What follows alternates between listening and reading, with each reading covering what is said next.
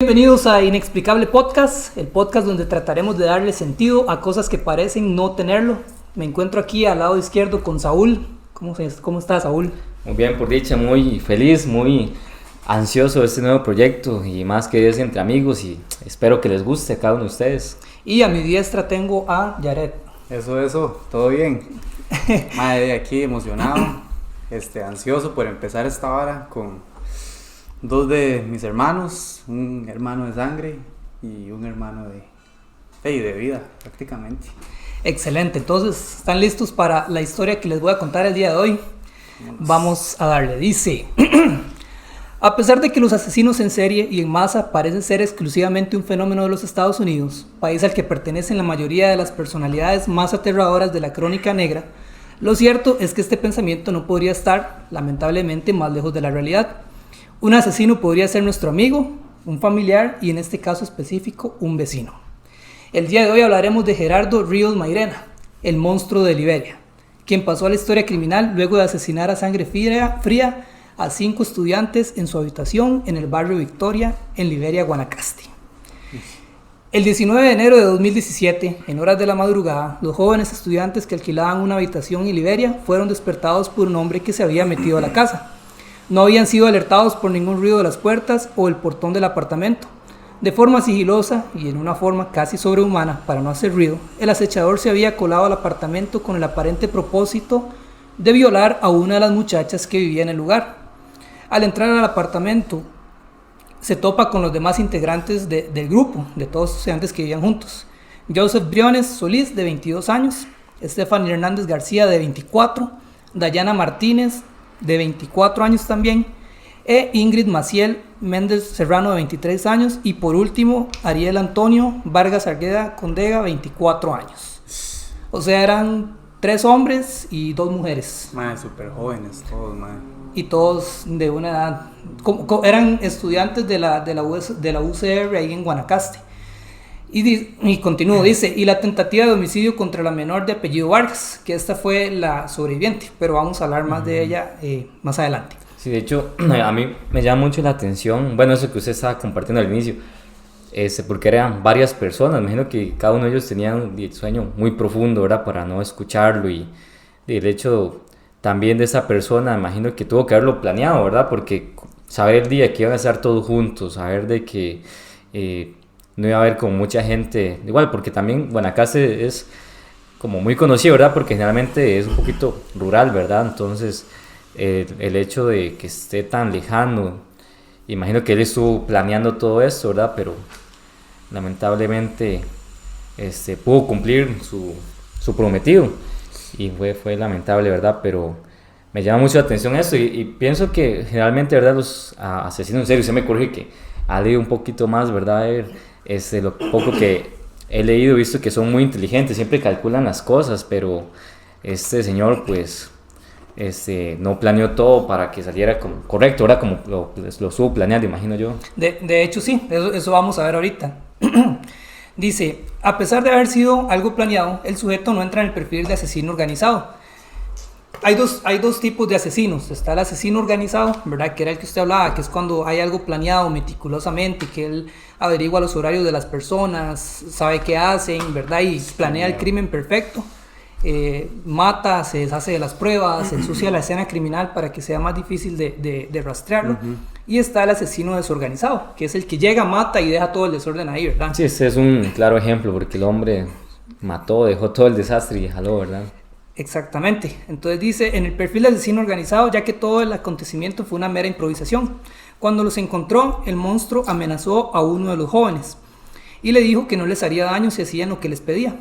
Es entonces que le pide a uno de los varones que amarre a los demás con pedazos de sábana. Él le hace caso, sin embargo, hace las ataduras de forma floja, posiblemente con la esperanza de desatarse y sorprender al perpetrador. Después de que termina de hacerlo, el asesino se asegura que hayan sido amarrados correctamente y ajusta las ataduras. Y lo raro es que no lo hizo de todos los jóvenes, solo algunas personas nada más. Después amenazó a cada una de las víctimas rasgándolas con un cuchillo en su muslo, a unos y a otros en el cuello. Cuando hizo eso, pues ya se dio cuenta que él estaba en total control, ¿verdad? Pero usted se imagina que, qué increíble, como ahorita que estamos aquí grabando y simplemente un mae irrumpa y nos controle y de ahí somos víctimas también, güey. Sí, al final mucha gente, en este caso en específico, dijeron como, ay, pero eran 3 hombres y 2 mujeres, eran 5 contra 1, ¿cómo no se defendieron, verdad? Pero uno nunca sabe cómo va a reaccionar ante esas situaciones. Si usted está durmiendo, ¿verdad? Dicen que fue como a la 1 de la mañana, está durmiendo y de repente ve a alguien en su puerta de su cuarto con un cuchillo y amenaza, usted va a hacer lo que esa persona le diga. Sí, uno está acostado, digamos, no está como en una posición fácil de actuar, si es que uno le da esa reacción. Sí, exactamente. De hecho, obviamente hay situaciones que tal vez no se pueden comparar, no sé, un asalto. Bueno, yo, por dicha, en mi vida nunca he tenido una situación parecida, pero he tenido amigos que me han contado, ¿verdad? Que el simple hecho ya de tener, ya sea, bueno, me han contado historias cuando es con un cuchillo, hasta de hecho como con de esos cuchillitos que son pequeñitos de la cocina, o sea, ni siquiera es como un puñal, ¿verdad? Que generalmente uno se imagina que lo van a asaltar. Y la gente como reacciona en shock, ¿verdad? Estos amigos me han contado que reaccionan en shock y es como, tome, ¿verdad? La billetera o el celular. Entonces imagino yo lo impactante que debe ser ya el hecho de que te corten, y debe ser una impresión aún más grande, porque ya uno, primero que obviamente uno siempre se tiene en la mente y me van a matar, ¿verdad? Sí, lógico. Como el peor de los casos. A mí lo más parecido que puede ser, no sé. A mí me asaltaron. Llegaron así 2 en moto, se pararon y éramos 4 maes éramos. Y nadie pudo hacer nada, nos encañonaron. Y de ahí tuvimos que soltar todo, porque uno no se va a poner a forcejear ni a intentar como quitar la pistola ni nada, o sea, es imposible. Y yo me quedé en shock y no hice nada más que entregar las cosas por el mismo nervio. Sí, debe ser mucho más increíble, ¿verdad? Y porque solamente el hecho de que llegara alguien, un desconocido, y que sea de noche y que usted no tiene como esa facilidad, ¿verdad? Porque a uno se le vienen muchas cosas a la mente, ¿verdad? Llamar a alguien, no sé, gritar, pero no sé, esa sensación que usted decía, ¿verdad? Solo quedarse en shock es lo que más, sí, es que como uno reacciona. En el momento en caliente uno no llega a pensar tantas cosas. Ajá. Uno simplemente o se queda en shock, actúa o lo que le salga en ese momento. No, imagínese también, digamos, por lo menos en ese momento uno está consciente, por así decirlo, ¿verdad? Cuando lo asaltan, pero ellos estaban dormidos en la madrugada y no escucharon ningún ruido. O sea, literalmente estaba alguien en la puerta del cuarto de ellos y no escucharon ningún portón ni ninguna puerta abrirse. Entonces, no tuvieron como el tiempo de reaccionar, porque si uno escucha que alguien está forcejeando la puerta, usted se pone pilas en ese momento, ¿verdad? Bueno. Entonces hasta ahorita vemos que él entró a la casa, los amenazó con un cuchillo, los amarró con sábanas y dice aquí, tras acabar a 4 de las víctimas, dejó viva a Ingrid Maciel para abusar de ella sexualmente para luego matarla. De este hecho sobrevivió una joven de 14 años que se había hecho la muerta y logró llegar con vida al hospital. Su testimonio fue clave para detener el acto del crimen. Ese mismo día, a las 7 de la mañana, se recibió la llamada del licenciado Abelardo Solano, en ese entonces jefe de la Delegación Regional de Liberia, solicitando asesoría y acompañamiento de personal de diferentes unidades especializadas, entre ellas la Unidad de Análisis del Comportamiento Criminal. Las indicaciones eran claras: coordinar con la sede regional y emprender lo más pronto posible el viaje hacia la ciudad que en ese momento vivía más presencia mediática que cualquier otro sitio del país, Liberia. O sea, como aportar un poco, si bien es cierto, no es que tenemos el mejor equipo, ¿verdad? Pero fue eficaz, ¿verdad? Al final pudieron cumplir con su trabajo y realmente vemos la importancia, ¿verdad? Y una vez ve cosas, ¿verdad? Que los policías esto, lo otro, ¿verdad? Pero al final es importante, ¿verdad? Que ellos puedan tener la información necesaria y el conocimiento necesario para poder encontrar a este tipo de personas, porque es que uno no sabe, ¿verdad? Como usted decía al principio, quién tiene alguna enfermedad mental o quién puede ser un asesino en serio, tiene las facilidades o las ganas de hacerle daño a alguien. Uno no es como que está pensando, ¿verdad? Siempre a la defensiva, pero sí es importante que las personas, bueno, en este caso los policías, pudieron unirse para poder encontrar a la persona, y gracias a esta joven, ¿verdad? Que pudo detallar un poco más a esta persona que cometió los delitos. Sí. Ok, dice, antes del mediodía las llamadas intercambiadas entre la OPO y la delegación regional daban cuenta de que el caso de homicidio múltiple que se reportaba insistentemente en las noticias era mucho más complejo de lo que describían los medios. Ya ven que en estos casos generalmente es como un crimen pasional o algún familiar se metió y porque le debía, o alguien le debía plata, entonces fue como un aviso, que de hecho esas fueron las hipótesis que se manejaron por mucho tiempo. ¿Verdad? Que es que los mataron porque tal vez estaban como en drogas o cosas así. Sí, o un le ajuste de cuentas, ajá, algo así. Ajá, pero lo curioso era, por lo que se descartó era porque todo el mundo conocía a estos jóvenes, eran estudiantes con buenas notas, hacían servicios comunitarios, de hecho ellos estuvieron sirviendo en una cárcel de ahí cerca, ¿verdad? Con los reos, y también se manejó la hipótesis de que había sido uno de los reos, ¿verdad? Entonces fue, como les digo, fue un problema porque tuvieron que entrevistar a demasiadas personas, ¿verdad? Sí, sí, al no ser algo así como tan lógico. Exactamente. Que fuera ese man. Sí, de hecho, viendo un poco, como cuando estaban leyendo en el juicio, ¿verdad? La información que hay, fueron más de 50 entrevistas que se hicieron. Y todo eso es un trabajo, ¿verdad? Porque al final, los agentes tienen que investigar a todas las personas alrededor, ¿verdad? Y a un montón de personas relacionadas, entonces es un trabajo complicado, ¿verdad? No fue tan sencillo, porque muchas personas pueden tener diferentes versiones, ¿verdad? De lo que creen que pudo haber pasado para poder ayudar, y eso al final puede ser complicado. Me imagino yo al policía o al agente, ¿verdad? Que le dio seguimiento, el peso de compromiso, ¿verdad? Para poder encontrar a este señor y poder como unir cabos, ¿verdad? Porque al final, si bien es cierto, la joven dio un montón de información, igual tuvo que hacer, pudo haber sido complicado porque esa persona me está haciendo esto, pero me dice esto, poder llegar a unirlos para poder hacer una sola historia de qué pasó, y no debe ser tan fácil, ¿verdad? Sí, habían bastantes testimonios muy, muy diferentes. Sí, ¿no? Y de hecho que hasta digamos en el programa que usted me pasó del OIJ, ellos dicen que les llegaban como más de 300 correos y cosas, como gente queriendo ayudar y meterse como para poder capturarlo, pero de ahí es demasiada información.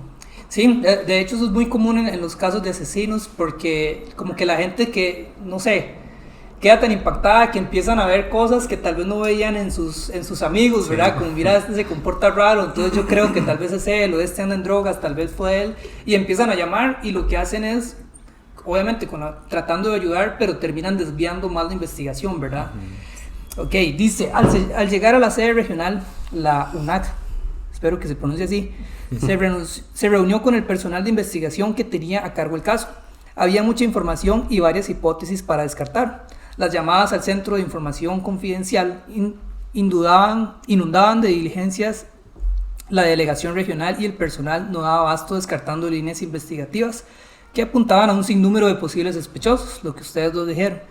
Hablaban desde el vecino de la casa del frente, quien junto a su esposa fueron los que encontraron la escena, o sea, ellos fueron los primeros que se dieron cuenta, hasta los privados de libertad del centro penitenciario Calle Real, donde una de las víctimas había realizado recientemente uno de los trabajos propios de su carrera universitaria, o sea, había prestado servicio ahí, ¿verdad?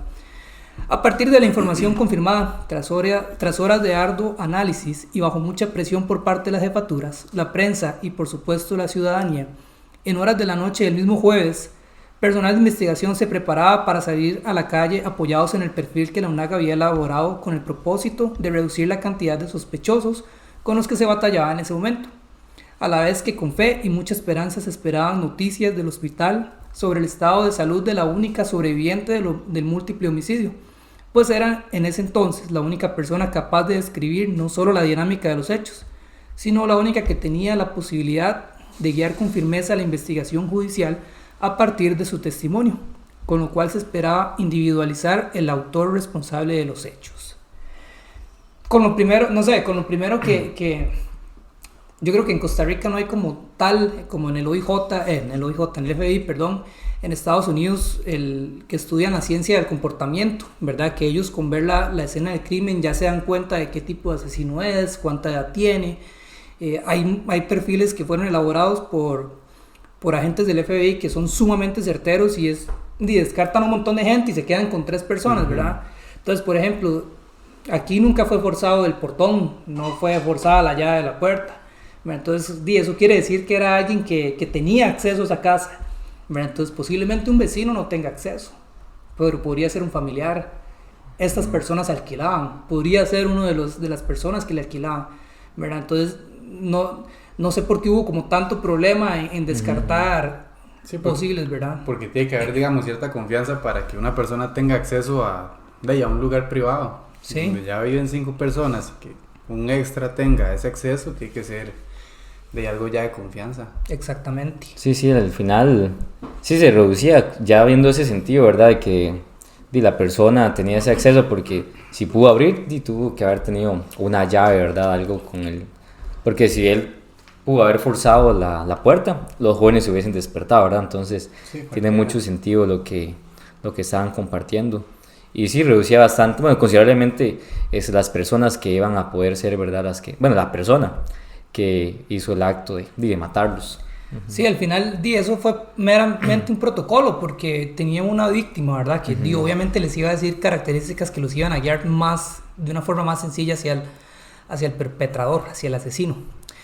Las limitaciones para entrevistar testigos son diversas, pero en esta ocasión había muchas particularidades, pues no solo era una menor de edad, sino que fue testigo de los hechos, víctima de este monstruo que aún no era detenido. Por lo que, además de la limitación física que presentaba al haber sufrido una profunda herida en su cuello, las secuelas emocionales eran simplemente devastadoras y evocaban recuerdos que impedían la fluidez de la pericia realizada por un profesional en psicología. El testimonio de la menor, quien pudo describir tanto sus rasgos físicos como un tatuaje en su espalda y una huella digital impregnada en la sangre de una de las víctimas sobre un apagador del apartamento, fluidos biológicos suyos en las partes íntimas de una de las víctimas, los resultados de las vigilancias y seguimientos y otras evidencias fueron contundentes en el proceso judicial que enfrentó este sujeto. Entonces, no sé, incluso esto es lo que hablábamos de los asesinos organizados y desorganizados, ¿verdad? Este tipo se llenó las manos de sangre e incluso apagó la luz, la encendió, no sé. Y lo hizo con la sangre, o sea, ahí está su huella digital donde apagó la luz o lo que fuera, con la sangre de una de las víctimas. Y vamos a ver más adelante lo cobarde que es este tipo, porque niega todo eso a pesar de que, o sea, incluso fluidos de él estaban dentro de las víctimas, ¿verdad? Y terminó negándolo todo. El testimonio, se trataba de Gerardo Ríos Mairena, un sujeto de 33 años de edad, albañil de profesión, consumidor habitual de drogas y con antecedentes penales por narcotráfico, el cual vivía con su madre biológica cerca de sus abuelos, ambas casas ubicadas en la misma propiedad que el apartamento donde ocurrieron los hechos, casas que tenían acceso mediante un pasillo común que compartían con el apartamento que alquilaban los estudiantes. O sea, no había necesidad ni siquiera de forzar el portón, porque era el mismo portón para todas las personas. Sí, más bien, imagino yo, ¿verdad? Que esos jóvenes sentían más bien la seguridad de que yo tengo que entrar a un solo portón, tengo un montón de vecinos, es muy complicado que pase algo aquí, ¿verdad? Muchas personas, y de hecho, yo vivo de un lugar parecido, tengo un montón de vecinos, digamos, yo me siento seguro, ¿verdad? Yo me siento de que es tranquilo, son personas buenas, ¿verdad? Lo menos que se puede llegar a imaginar es que hay alguien que me va a matar, ¿verdad? Entonces fue demasiado impredecible para ellos, ¿verdad? Esto que pasó. Sí, exactamente. Dice que las casas tenían acceso mediante un pasillo común que compartían con el apartamento que alquilaban los estudiantes, dato fundamental en la reconstrucción del hecho, pues no hubo forzadura ni en el portón de ingreso común ni en la puerta principal del apartamento. Aún con estas pruebas en su contra, Ryu negó que él fuera el autor del atroz crimen. Incluso en una de las entrevistas que le realizaron, preguntó retóricamente: ¿usted cree que un solo hombre pudiera hacer eso él solo? De hecho, la policía sostuvo esta hipótesis por un tiempo, que habían sido más personas las que entraron y cometieron el crimen. ¿Verdad? Lo que decíamos, que mucha gente dice, como, pero es que eran 5 personas, ¿cómo nos iban a defender? ¿Verdad? Pero es igual, con un arma es fácil que usted lo miren. Por ejemplo, si me dicen, me están amenazando con un cuchillo y me dicen, amarre a Saúl, y yo lo voy a terminar haciendo para que en mi mente, ¿verdad? Que no nos hagan daño. Sí, porque es como un tipo de supervivencia que uno hace en esas situaciones, ¿no? Y bueno, muchas personas se preguntaron cómo no se defendieron si eran más personas que él. No solo en este caso, sino que en la mayoría de estas situaciones no se sabe cómo se va a responder. El miedo y los nervios terminan dando un total control al asesino.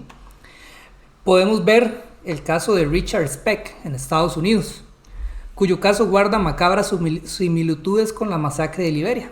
Speck se hizo famoso por haber secuestrado, torturado, violado y apuñalado a muerte a 8 estudiantes de enfermería del South Chicago Community en Chicago, el 14 de julio de 1966. Una novena víctima, encontrada en la casa donde tuvo lugar la masacre, pudo esconderse y así facilitar posteriormente a los investigadores una descripción detallada del perpetrador, del crimen y de sus actos. Speck fue arrestado unos días después. La huella definitiva fue un tatuaje con las palabras Born to Rise Hell, nacido para desatar el infierno. Está loco. A lo largo de la investigación fue acusado también de otros asesinatos, una acusación de la que fue absuelto por falta de pruebas. Entonces, igualito al crimen de aquí, ¿verdad? Fue por el tatuaje, una víctima que sobrevivió.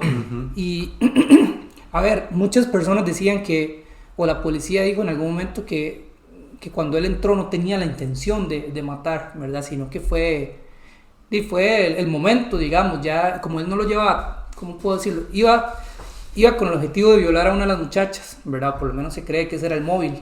Tenía una fantasía sexual con Ingrid, creo que era, ¿verdad? Y cuando llega ahí se da cuenta que hay más personas, de ahí tiene que hacer algo, tomar una decisión, ¿verdad? Sí, algo tuvo que detonar para que él Sí, menos que tuvo que haber sido el miedo, ¿verdad? De que al final ya estaba con las manos sucias, ¿verdad? Porque al final, si él, digamos, hubiese tomado la decisión correcta, que jamás entrar, ¿verdad? Primeramente, y al hacerlo, me imagino que entró un miedo de que, pucha, en el momento todo el mundo iba a llamar a la policía, ¿verdad? Si él no hubiese hecho algo, que al final eso, imagino que el miedo lo llevó y al final también un montón de cosas más que pasan emocionalmente y con su mente, ¿verdad? Porque una persona no está bien cuando desea matar a alguien.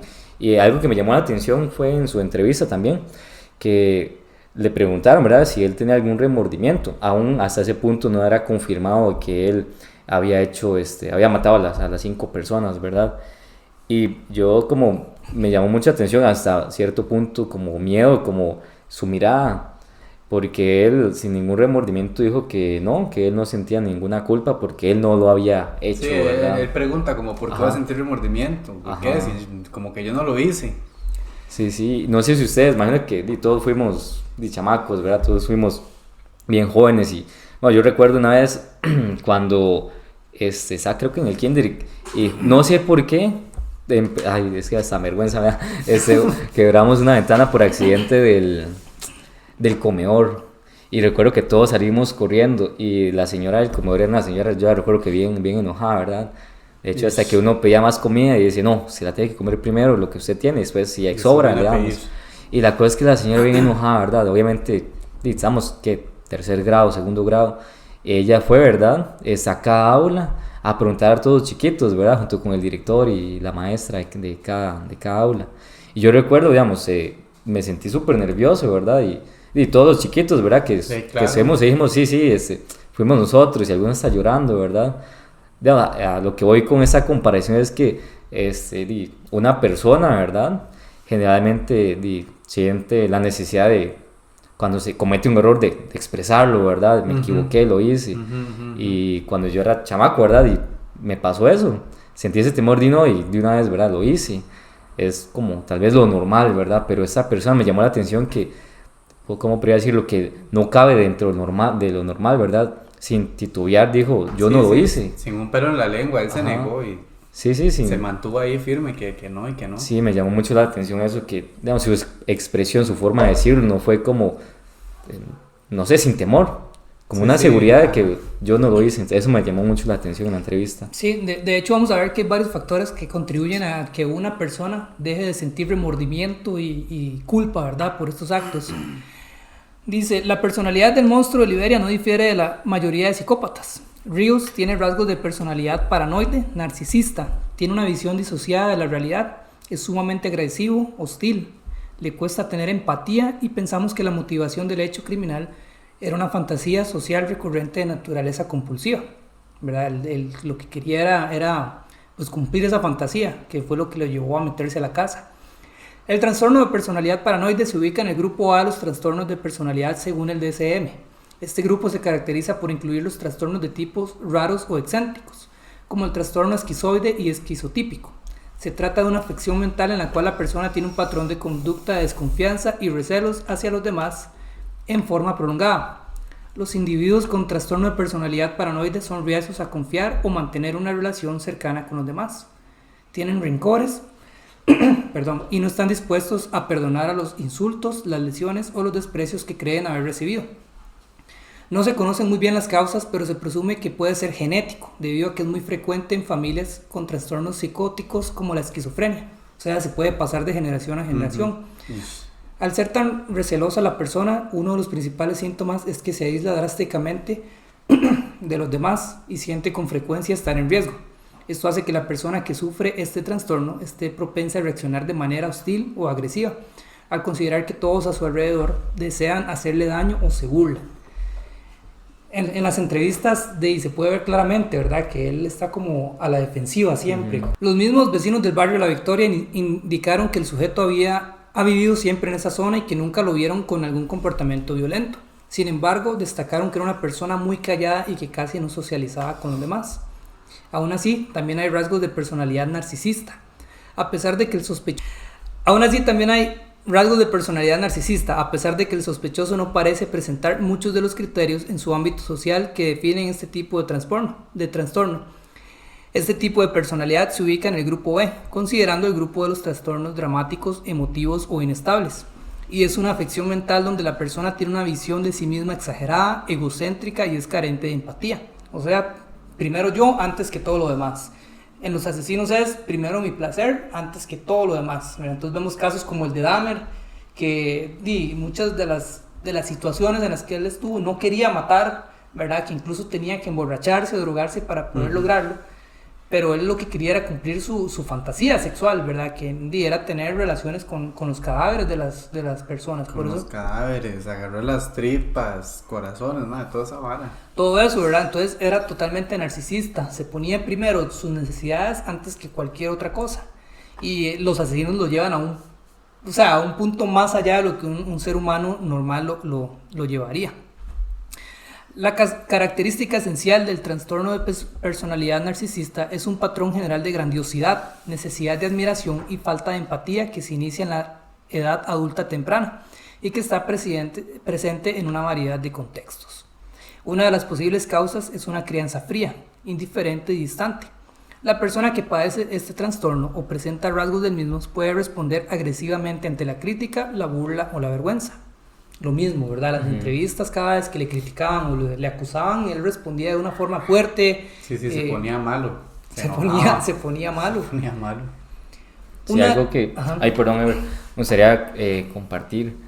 Que importante, ¿verdad? Es poder, ninguno de nosotros es padre todavía, ¿verdad? Pero cada una de las cosas que puede llevar a un chiquito que se pueden tal vez no corregir, ¿verdad? Pero tal vez evitar, ¿verdad? Para cuando ya sea grande y no cometa como cosas parecidas, ¿verdad? Porque al final uno generalmente, ¿verdad? En el tiempo de antes era como si usted está mal emocionalmente, me duele tal cosa o no me siento bien, tengo depresión, ¿verdad? Eso no lo veían como lo es realmente, una enfermedad, ¿verdad? Algo que necesita ser tratado y muchas de esas cosas tan simples como ir, ¿verdad?, al médico, ¿verdad?, algún psicólogo, un psiquiatra se podrían evitar y con medicamentos, ¿verdad?, ya prescritos por alguien de esas personas para evitar esas cosas, porque al final esto puede llegar a desatar cada una de estas cosas terribles, ¿verdad?, que pasaron estas personas y bueno, si los padres desde pequeños, ¿verdad?, ven a sus hijos con ciertos comportamientos que tal vez no son normales, ¿no?, que les gusta, no sé, matar a los animalitos o hacerles daño, eso no es normal, ¿verdad? Muchas veces la gente hasta se ríe, ¿verdad? Mira cómo le hace al pobre animal. De hecho, hasta he visto aquí mismo noticias, ¿verdad? Que hay gente que mata a los animales, los tira. Recuerdo uno reciente, bueno, ni tan reciente, que fue que tiró un gato, ¿verdad? Me parece. Y yo creo que lo metieron preso, no recuerdo muy bien. Pero digamos, eso no es normal. Eso de una vez vaya al psiquiatra, ¿verdad?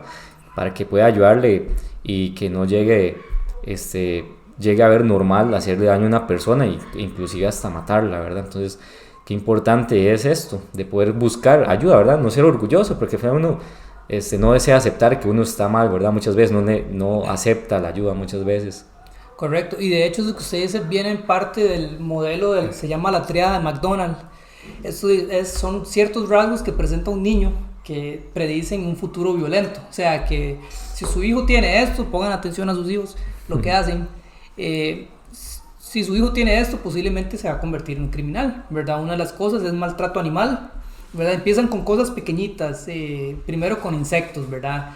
Que con agujas le meten a los insectos vivos, después con animales un poquito más grandes, lagartijas, cosas así, después con animales ya como domésticos, ¿verdad? Un gato, un perro, los torturan, los matan, ¿verdad? Y eso es como una preparación que ellos van teniendo en su mente para poder asesinar a una persona, ¿verdad? Dentro de eso también están las personas que les gusta quemar cosas.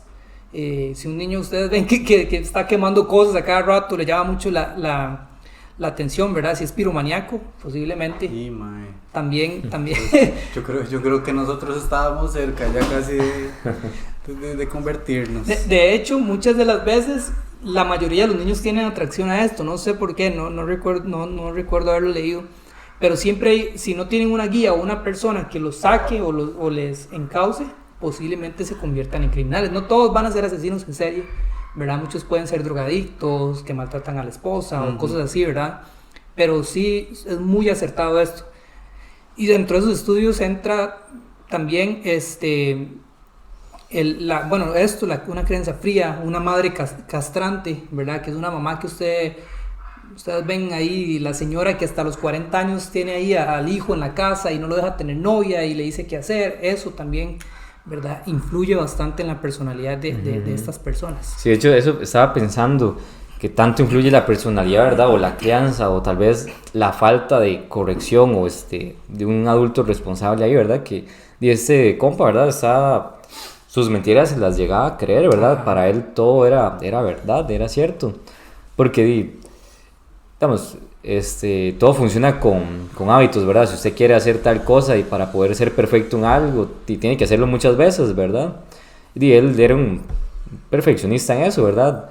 Tal vez no fue ordenado, ¿verdad? Como vimos en las categorías que mencionaba de asesinos, pero como mentiroso, y se veía, ¿verdad? En su rostro y en todas formas en las que se expresaba. Estaba mintiendo, y no, eso significa para mí, ¿verdad? Desde mi percepción, es que no era la primera vez que mentía. Ajá. Para hacerlo de una manera tan clara y tan que él mismo se creía sus mentiras, era porque ya pasaba mintiendo muy seguido, se le hizo el hábito y se empezó a creer sus mentiras, ¿verdad? No, y hacerlo en esa situación, que ya está condenado y ya tenía todas las pruebas encima. Sí, y lo están grabando y ya está, o sea, en un ambiente que ya el hombre está casi que caído. Sí. De hecho es muy normal que los psicópatas pasen la prueba del polímetro, creo que se llama. El bolígrafo, creo que me parece que se llama. Es muy normal que, de hecho, casi ni se usa porque ellos lo pasan, porque no tienen, a la hora de responder, digamos, usted está mintiendo, su corazón se acelera o hay otras cosas en su cuerpo que lo van a delatar. Ellos no tiemblan, ¿no? Ellos no tienen nada de esto, ¿verdad? Aquí está San Google del polígrafo. Dice, sin embargo, y ante la falta de más información, es posible que el comportamiento narcisista se haya exteriorizado en el acto mismo del homicidio, acompañado de varias sensaciones de venganza e ira, ya que se difundió la información de que el sospechoso parecía tener algún tipo de fantasía sexual sobre una de las víctimas. Un posible rechazo o la indiferencia de la joven pudo ser la razón que llevó al sospechoso a realizar el atroz crimen. Este perfil fue tomado de una página que se llama La Prensa, para darles el crédito. Y de hecho, bueno, para agregar un poquito más, todos los asesinos, ¿verdad?, guardan estas fantasías y siempre hay algo que lo detona. Por ejemplo, en el caso de Ted Bundy, fue cuando la novia lo terminó, ¿verdad? Él, como llevaban años y ella le había dado como un cierto estatus social, ¿verdad? Cuando apenas lo termina la novia, él es cuando empieza a matar, ¿verdad? En casos como Ed Kemper también, cuando tenía una mamá castrante que le decía constantemente que era inútil, que nunca iba a lograr nada, ¿verdad? Ella lo envía con los abuelos y él mata a sus abuelos para demostrarle a su mamá, ¿verdad? Como para vengarse de ella. Entonces vemos un rol importantísimo de la mamá, ¿verdad? En estos casos y la crianza, como estábamos diciendo. El 22 de enero de 2018, un año después, inició el juicio en contra de Ríos Mairena. Familiares se desmayaron al verlo entrar en la sala. Ríos Mairena actuó de forma brusca y tuvo que ser calmado por su abogado. Que si ustedes ven las fotos del abogado con él, parecen super compas, ¿verdad? Los dos se están riendo durante el juicio y Chile. Yo no las he visto, esas no las vi. Búsquenlas ahí, juicio de Ríos Mairena, y los dos están como casi que abrazados, riéndose, ¿verdad? No, está loco. Y aquí vamos a ver ahorita en las entrevistas que el abogado creía y lo defendió que él no fue el actor del crimen, a pesar de que estaban todas las pruebas en su contra, ¿verdad?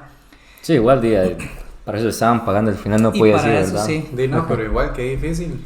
Sí. En ese caso, si fueran así como tan compas o muy conocidos. Sí, bueno, que es una cuestión de apariencia, ¿verdad? También Sí. de expresar, este hombre está bien, ¿verdad? Él no fue. Pero imagino que por dentro, en Sí, qué me metí. de hecho, la familia, como dice aquí, se desmayaron, ¿verdad? Porque jamás se imaginaron que fuera él, y es por lo mismo, o sea, era alguien retraído, antisocial, callado, ¿verdad? Pero ya tenía un antecedente de narcotráfico, de violencia. De hecho, estaba, creo que en libertad condicional y todo, o sea, sí, ya tenía antecedentes criminales. tenía todo, ¿verdad? O sea, tenía ese cóctel para hacer un crimen grande. Y entonces, a pesar de que él se declara inocente, cuando fue buscado en su casa, Gerardo se escondió debajo de la cama. Llegaron los del OIJ y él estaba escondido debajo de la cama, ¿verdad? No creo que alguien inocente haga eso. Sí, nada. Sí, a mí, de hecho, me pareció muy gracioso en la entrevista que le hizo el periodista, de hecho, de unos reporteros aquí de Costa Rica, ¿verdad? Del canal, ya se me olvidó qué canal es, pero bueno, ahí lo pueden ver en YouTube. Creo que 7 días se llama el programa. Él dice que estaba sentado, porque el compa le dice, ¿verdad? Pero porque usted cuando entró a la policía estaba debajo de la cama. Él dice, yo no estaba debajo de la cama, yo estaba sentado, y que casi le pegan cuando entraron con que la él puerta. más bien iba a abrir, dijo Sí, que sí, yo más bien los iba a recibir porque me estaban tocando la puerta. Mentiroso patológico y seguía todavía, ¿verdad? Qué increíble. Cada vez va llenando más la lista el man. Qué increíble.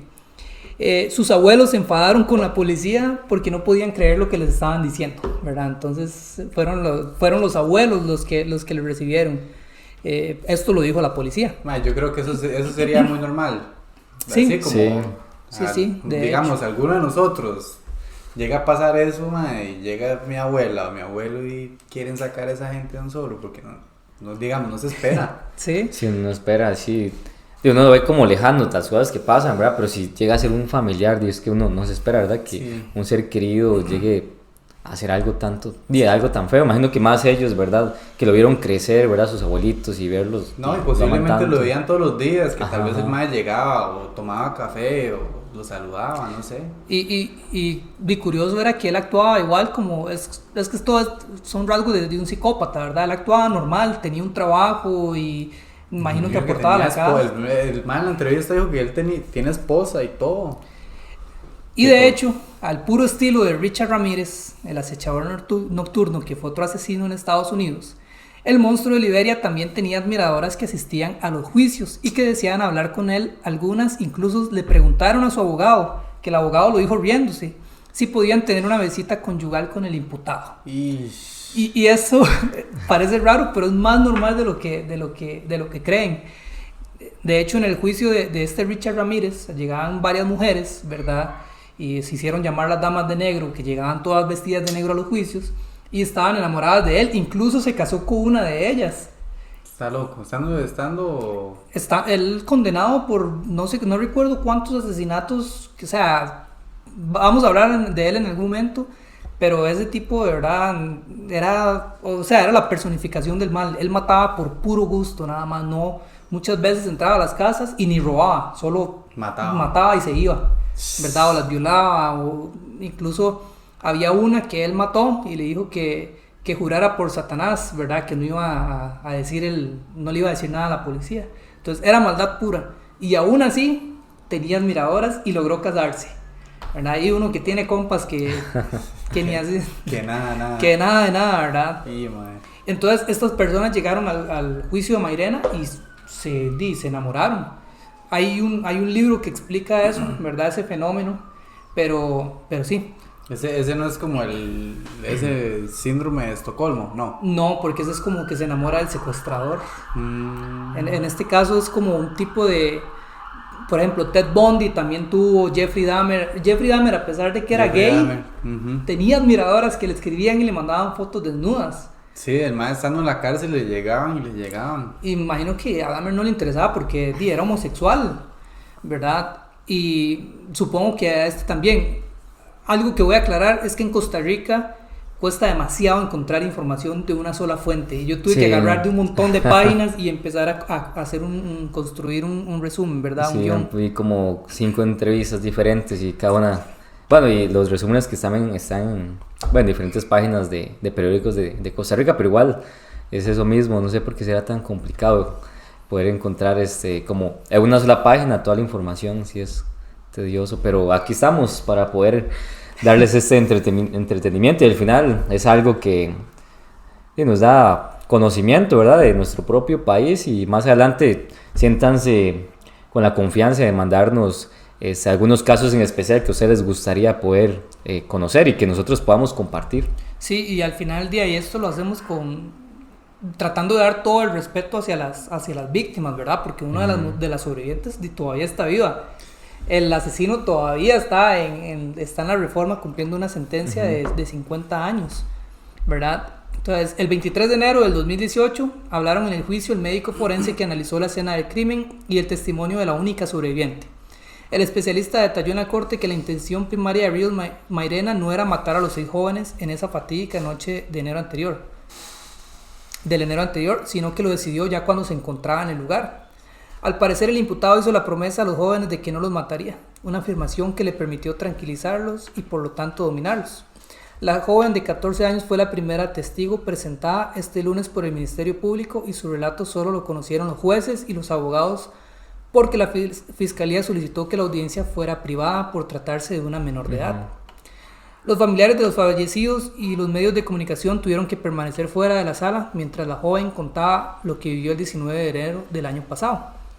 Tras la declaración, muchos pensaron que José Francisco Herrera, abogado de Ríos Mairena, que es el que yo les digo que salen las fotos riéndose con él, saldría con cara de pocos amigos, pero fue al contrario, salió muy tranquilo porque, según él, todo benefició a la defensa.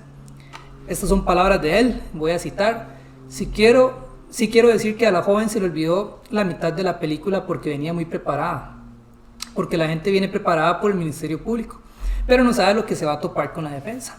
Entonces eso confunde la situación y donde hay dudas razonables es más que suficiente. O sea, el tipo jugando ahí, ¿verdad? Que era lo mejor. Herrera señaló que, según él, la declaración de la sobreviviente no fue del todo clara y que hasta cierto punto tenía detalles que no calzaban con la acusación que presentó la Fiscalía.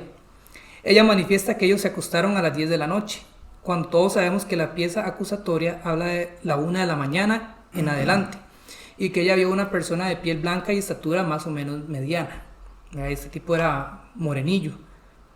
En cuanto al hecho de que posteriormente el ataque la joven haya identificado a su cliente como responsable, Herrera dijo que había que poner especial atención a esto, pues no se sabe si fue que la menor pudo haber sido guiada a esa conclusión. Herrera dijo que lo declarado en el juicio por los agentes del OIJ tampoco afectó a su cliente, porque sostiene sus informes no lograron demostrar que su defendido fue quien cometió la matanza. La defensa está muy satisfecha porque los peritos que vinieron no han podido clarificar el asunto. Más adelante agregó: para Gerardo es muy duro, está en máxima seguridad de la reforma y la gente lo amenaza con matarlo, igual a mí. Es un asunto delicado, pero le espera y confía. Uno es abogado y corre peligro, uno lee que la muerte para el imputado y el abogado, que también esto es parte de la entrevista y del periódico CR Hoy, y tiene una transcripción malísima, o sea, le faltan un montón de cosas. Uno es abogado y corre peligro, uno lee que muerte para el imputado y el abogado. Él me dice que es inocente y yo le creo. Me dice que cierre los ojos para pensar cómo una sola persona mató a 5. Es increíble que haya sucedido así. Esa era toda la defensa de él, ¿verdad? De este Ríos Mairena. En todas las entrevistas es lo mismo. ¿Cómo yo voy a matar, verdad? Pero sí que como para manipular llegó a manipular hasta el abogado para que le pudiera creer esa mentira y defenderlo, Dice: Herrera asegura que pudo haber que pudo haber una manipulación de la escena. Sin dolor de los dos vecinos del apartamento contiguo al de las víctimas, quienes recibieron un mensaje por parte de Stephanie, alertando la presencia de un sujeto en el sitio. Ellos descubrieron la masacre y alertaron a la policía, además de otro agente entró al lugar y contaminó la escena. Esa era su defensa, ¿verdad? Que llegó gente y movieron los cuerpos, y entonces ya cuando eso pasa, ya no se puede hacer una reconstrucción del hecho, ¿verdad? Hay agentes que están especializados en decir, si la persona cayó de este lado, significa que la puñalada fue de este ángulo, con la mano derecha, entonces ya pueden descartar a gente zurda y, ¿verdad? Todos esos detallitos son los que sirven para atrapar. Y si llegan y lo contaminan, es mucho más difícil. Sí, es complicada esa parte, ¿verdad? Porque imagino que las personas que estuvieron ahí entraron, ¿verdad?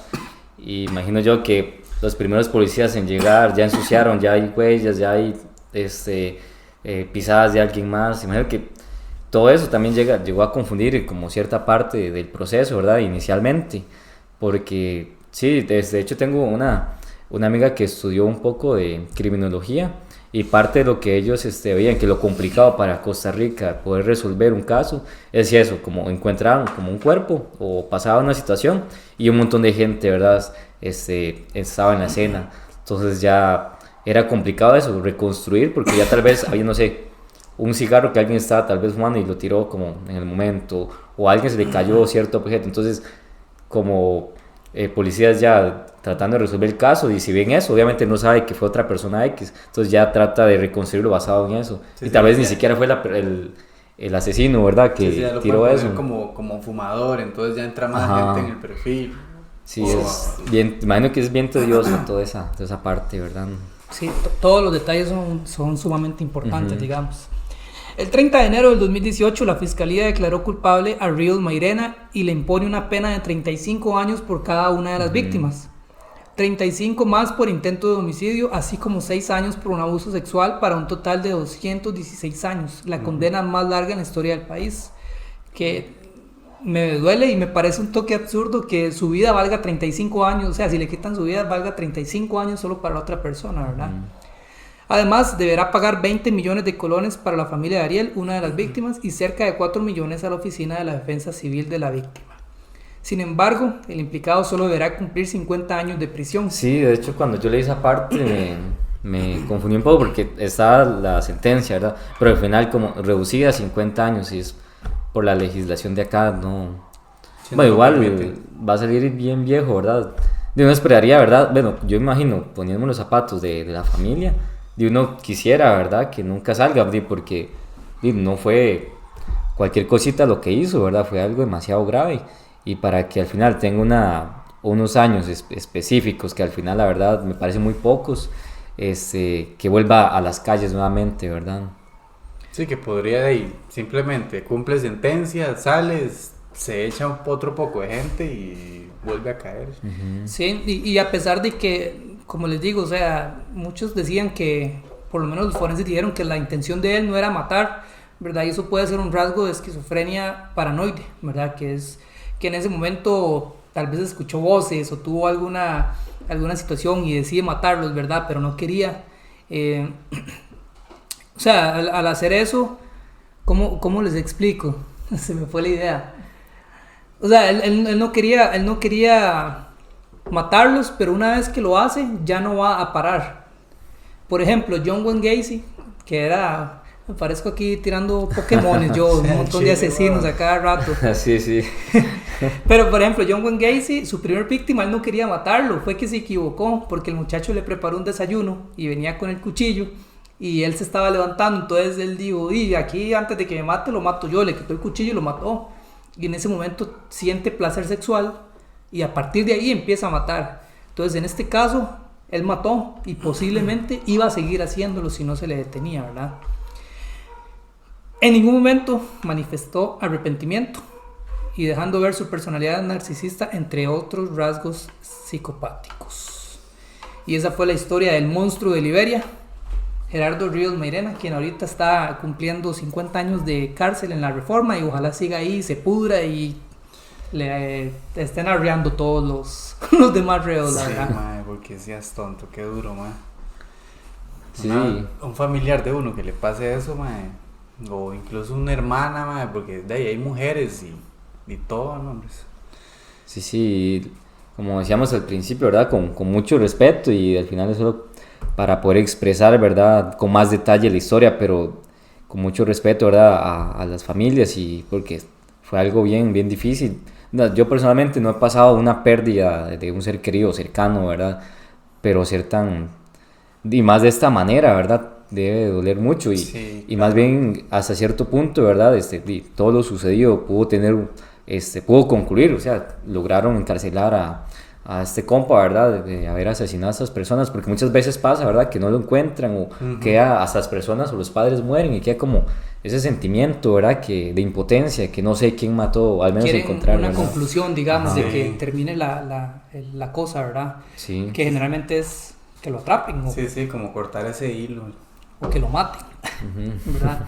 Pero sí, ojalá que siga cumpliendo su sentencia.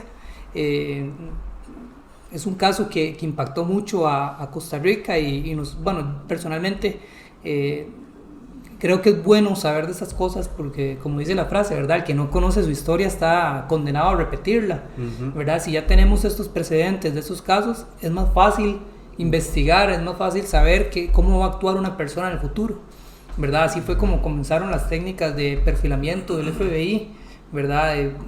Leyendo, entrevistando a estas personas, viendo qué pasó en su infancia.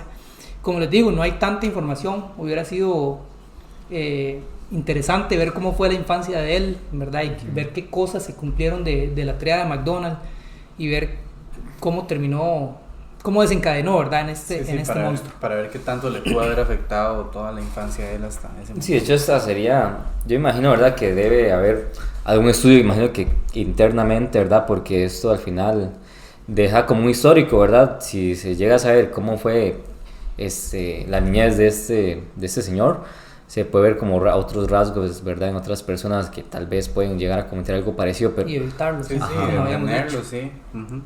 Así es, entonces esta fue la historia de Gerardo Ríos Mairena, el monstruo de Liberia, y su asesinato múltiple por esos lados. Mi ma ya no vivía en Liberia. Yo. Así que nos vemos en otro próximo capítulo, próxima semana. Hasta luego. Chao. Por allá.